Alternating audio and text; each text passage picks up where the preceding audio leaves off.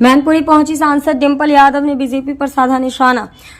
Samajwadi party की सांसद डिंपल यादव आज मैनपुरी पहुंची। यहां पहुंचकर उन्होंने कई कार्यक्रमों में शिरकत की और बीजेपी पर जमकर निशाना साधा।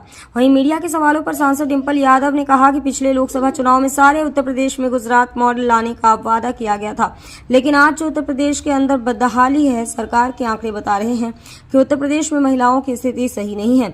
महिलाओं पर अपराध दिनों दिन बढ़ते जा रहे हैं। हत्या बलात्कार की घटनाओं में दिनों दिन बढ़ोतरी हो रही है। उन्होंने कहा कि भाजपा विकास का वादा करती है, कहीं आपको अपने आसपास विकास दिखाई दे रहा है। राम मंदिर पर पूछे गए सवालों पर उन्होंने कहा कि मुझे न्योता नहीं दिया गया है और मैं प्रमाण प्रतिष्ठा के बाद सब परिवार अयोध्या जरूर जाऊंगी। वहीं उन्होंने मीडिया से पूछे गए सवालों का बेबाकी से जवाब दिया। ये अच्छा है कि राम मंदिर का निर्माण हो रहा है, लेकिन जो आज भी जो धरातल पर समस्याएं हैं लोगों की, मैं समझती हूँ सरकार को उसकी और काम करना चाहिए।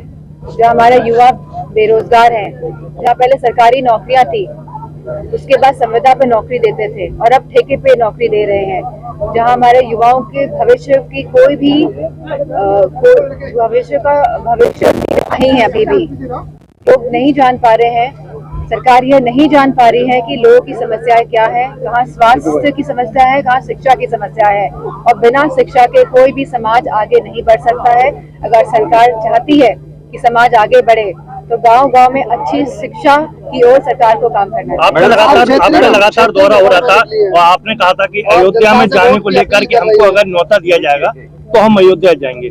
वहाँ के शंकराचार्य द्वारा आपको न्योता दिया गया है मेंथ के द्वारा, उसके बाद अब नहीं जा रही, इसका क्या रीजन? मुझे कोई न्योता नहीं मिला है और जैसे मैंने कहा, जब भगवान बुलाते हैं तब जाया जाता है मंदिर, और आने वाले समय में आप देखेंगे कि हम सब परिवार अयोध्या जाएंगे।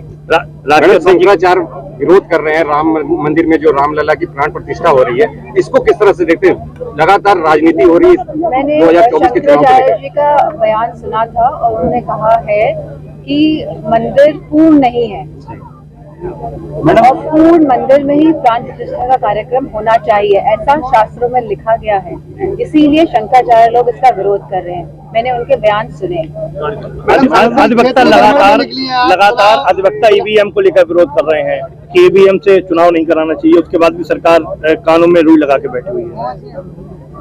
मैंने पहले भी इस बारे में कहा है कि जितनी भी हमारे विश्व में जितनी भी विश्व की जितनी भी हमारी कंट्रीज हैं, वहाँ सभी जगह ईवीएम जहाँ चुनाव होते थे वो वापस बैलेट पेपर में आ गए हैं।